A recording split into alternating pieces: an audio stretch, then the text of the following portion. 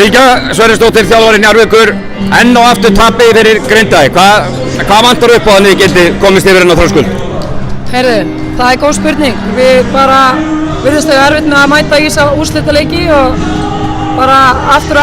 Við vinnum yfirleitt alla leikina yfir veturinn og svo er þetta leikinni sem tapast, þannig að þetta er klárlega eitthvað sem maður þarf að vinna í hjá þessum stelpum í sumar með því að vinna í haustnum. Þetta byrjar náttúrulega þar að mæta tilbúnar og við gerum það bara ekki. Og 3 leikmenn úr byrjunarliðinu skora samtals 1 stig í dag sem er bara alls ekki nógu gott og þetta er bara eitthvað sem þær verða að læra og taka með sér í næstu skref.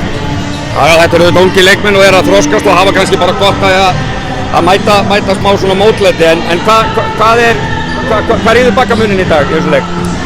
Heyrðu, ég ást nú bara baráttan hjá Grindavík. Það er eins og Júlía, hún var bara eins og ég veit ekki hver, sjakkarninn í teig, hún hirti öll frákost og við bara létum þær, hirða af okkur boltan og við fannst bara hræddar, við vorum bara ekki nógu ákveðnar.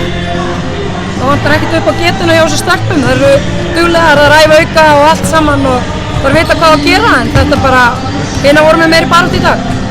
Annað liðið þarf því miður að tapa á, það er ykkar hlutskipti í dag en hvernig er framhaldið hjá þessu stelpum?